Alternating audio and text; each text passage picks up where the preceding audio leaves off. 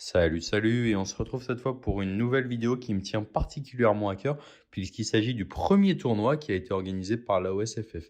Alors, l'AOSFF, pour faire simple, qu'est-ce que c'est? C'est une association qui vise à promouvoir actuellement Age of Sigmar en France et qui est menée de main de maître par Anthony, qui aide au développement de la communauté et à faciliter l'organisation d'événements autour du jeu.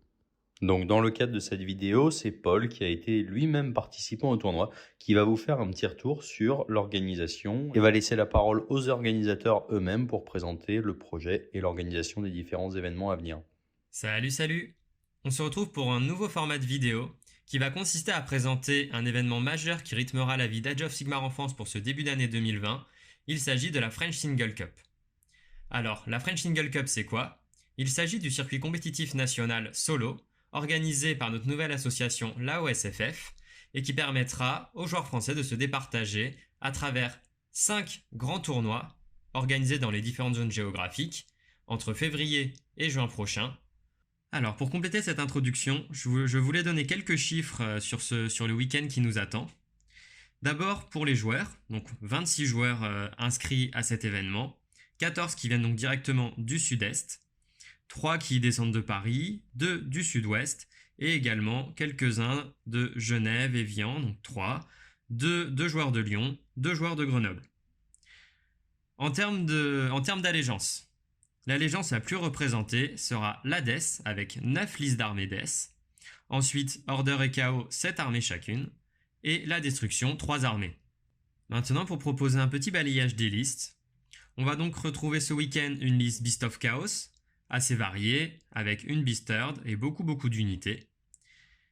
2 armées Idonettes, une armée qui va nous proposer un Akhelian Corp avec un Léviadon, une unité de 4 à l'Opex et également des Kinérailles. La seconde, elle se sera directement 27 Muren.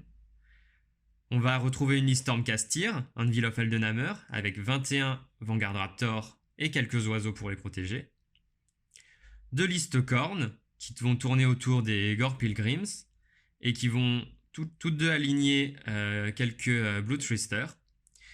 On va avoir une liste City of Sigmar à Loweart, liste qui peut faire très peur, avec 13 sorts lancés par tour, 6 Endless Spell dans la liste, et c'est toute cette panoplie de mages qui va être accompagnée par 70 Dark Shards.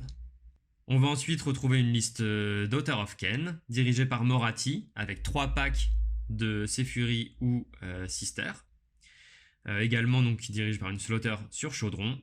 En revanche, pas de bataillon dans cette liste Daughter of Ken. On va avoir 2 listes Slanesh, une avec Shalaxis, Silesk, un Keeper, un Epitome, la seconde avec 2 Keepers, 2 Blendbringer Exalted sur Chariot. On va avoir une liste Séraphon avec la fameuse Shadow Strike et les 12 Terradon Riders, gare à ceux qui se feront traverser. On y trouvera également 2 Engine of God et quelques Razordons. Une liste Ogre, entièrement montée, dirigée par un Frostlord, et donc full cavalerie avec 12 Mournfang Pack. On va continuer avec les Osiarques. 4 listes Osiarques Petrifex. Alors, on va d'abord avoir une liste avec un Gothizar, une Kata, quelques cavaliers, des Stalkers, donc quelque chose de très varié, ça va être très sympa. Une deuxième liste, sans Mortek, 2 Kata. Ensuite, on va retrouver une liste avec dirigée par Arcane, qui va compter 60 Mortek et quelques Stalkers. Et enfin, une liste avec des Mortek, Catacross, Arcane et 2 Kata. Également une petite liste Gloomspite. Je dis petite, mais avec beaucoup d'unités très variées et beaucoup de gobelins, pas moins de 100 Stabas et Shootas, 15 fanatiques, et donc 2 bataillons qui permettent à cette liste de descendre à 2 poses. On va également retrouver 2 listes Skaven, une constituée de Jesai et de moines, avec beaucoup de cordons de rats des clans, et une seconde qui tournera presque exclusivement autour de plusieurs gros packs de moines, avec 2 plaques furnace et dirigée par Tankol. Du côté des fantômes, on a une Légion of Griff, dirigée par Olinder, avec toute une suite de tombes Banshee, et 2 armées Nighthaunt, une dirigée par Aikanor et l'autre par Olinder. On va avoir une armée d'Oruk en Bigwag, qui est donc constituée forcément de beaucoup de héros, de Warchanter et de Shaman, d'un Mokresha, et de 3 gros packs de Hard Boys. Les Flesh Eaters qui sont également représentés avec 2 listes Blister Skin, avec donc chacune un Terrorgeist et plusieurs unités de Flyers Horrors. Des listes qui ont la capacité donc de se projeter très très loin dès le premier tour, ça peut être très dangereux. Et enfin, une liste Caradron, toujours en V1, qui aura donc une frégate, 50 arcanautes, 2 chémistes et quelques alliés Stormcast Eternals. Pour vous présenter la Fédé, donc la OSFF et la Chambre arbitrale, qui de mieux que notre président, donc Anto alias Summit, et pour la Chambre arbitrale, Cyril alias Fergus. Anto, est-ce que tu peux nous parler un petit peu de la OSFF et de sa construction? Alors du coup, la OSFF, le nom complet, ça sera l'Association pour l'organisation de la scène figuriniste française. Donc finalement, nous avons dans cette association l'idée de promouvoir le jeu, promouvoir la communauté, pouvoir la développer et amener des outils aux nouveaux entrants, mais aussi aux gamers, principalement aujourd'hui AOS. Et donc derrière, finalement, ce qui nous a paru évident en discutant avec Sarentay, l'actuel capitaine de l'équipe de France, c'est de créer un circuit Coupe de France. Et donc là-dessus, on a contacté des clubs qui ont été motivés par le projet, qui ont décidé de nous suivre, de l'organiser. Et on a réussi à monter donc 5 étapes en coupant la France en quelques parties. Donc on a Nord-Ouest où nous allons avoir une étape au Havre. Nous avons Nord-Est à Thionville, Sud-Est qui se passe ce week-end donc à Vitrolles, IDF à Paris et nous terminons donc sur la partie sud-ouest à Mérignac à côté de Bordeaux. On est donc parti ce week-end pour la première étape de la Coupe de France avec l'étape sud-est qui est à Vitrolles. Alors quelle association nous accueille pour cette phase? Alors l'association est BDR Figurines pour Bouches-du-Rhône Figurines, donc à Vitrolles, qui existe il me semble depuis à peu près une dizaine d'années, qui va accueillir du 40K, du Star Wars Légion, évidemment de l'AOS, et qui est prête à accueillir n'importe quel autre jeu. J'oubliais d'ailleurs aussi Blood Bowl. Alors l'association, c'est environ 40 adhérents, dont aujourd'hui, on n'espérait pas autant, une vingtaine de personnes pour AOS.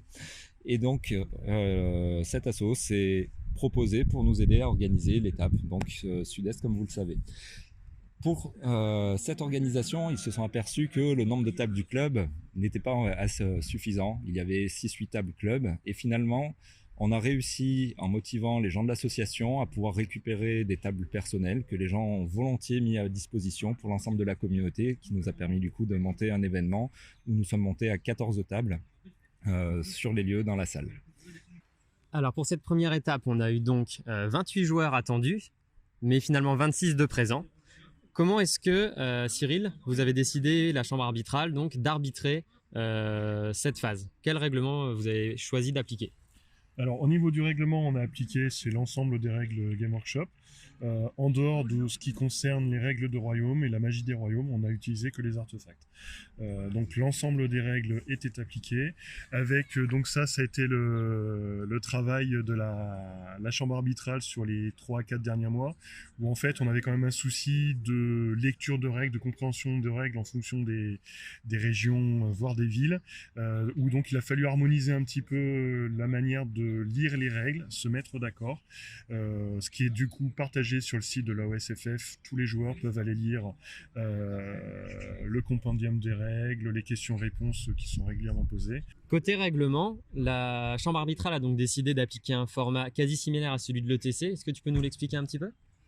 Alors, au niveau quasi similaire, parce qu'en fait, on n'applique pas toutes les règles qui sont appliquées à l'ETC, notamment les objectifs secondaires, il y a des choses comme ça en plus, qui permettent d'obtenir des points, on ne les joue pas, on est vraiment resté sur le format de base. La principale modification qu'on peut retrouver par rapport au système habituel, où on compte le nombre de victoires majeures, victoires mineures, là, en fait, on est sur un système sur 20 points, et qui prend en compte la réalité de la performance des deux joueurs. Donc l'écart en point d'objectif, c'est ça? Exactement, l'écart en point d'objectif va rentrer en compte, on le ramène sur 20 et effectivement ça nous évite d'avoir 4, 5, 6 joueurs qui sont à chacun des victoires majeures. Ça nous permet d'étaler un petit peu plus les résultats des uns et des autres. Les joueurs vont faire combien de parties ce week-end? Alors ce week-end c'est donc 5 parties, 3 parties samedi, 2 parties dimanche. Les parties chacune durant 3 heures, temps de pause des armées, déploiement et jeu, avec 15 minutes au préalable, le temps de laisser aux joueurs de présenter leurs armées de manière succincte puisque globalement ils avaient tous une semaine avant l'ensemble des listes pour pouvoir les regarder. Les listes avaient donc été corrigées par la chambre arbitrale. Les listes ont été corrigées par les arbitres présents et par des arbitres extérieurs. En fait, on a 4 arbitres qui ont corrigé toutes les listes.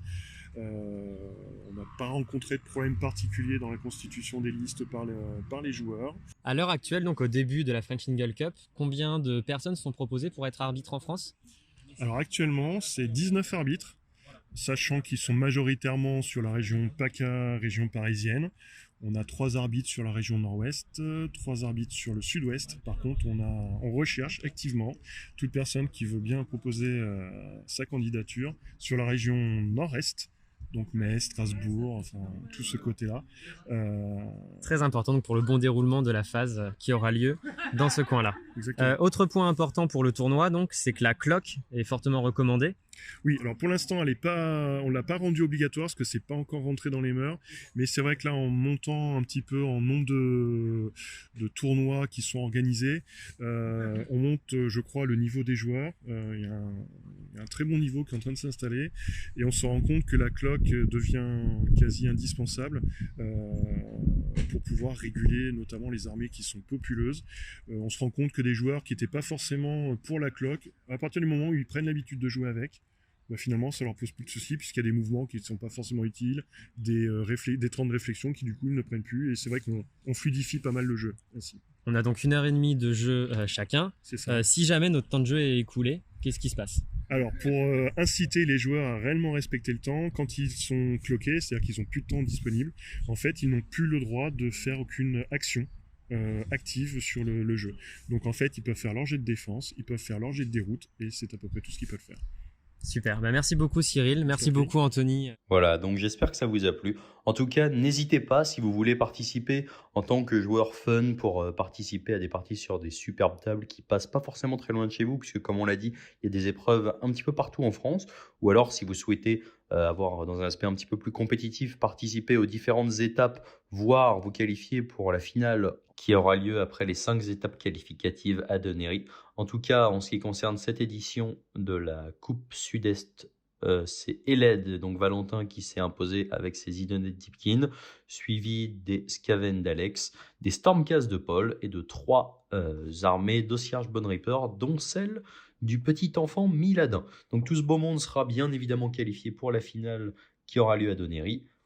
Si vous souhaitez voir l'intégralité des résultats, je vous laisse regarder sur le site de l'AOSFF. Et puis voilà. Donc n'hésitez pas, j'espère qu'on aura l'occasion nous de se retrouver ensemble sur une de ces étapes. Et puis je vous dis salut.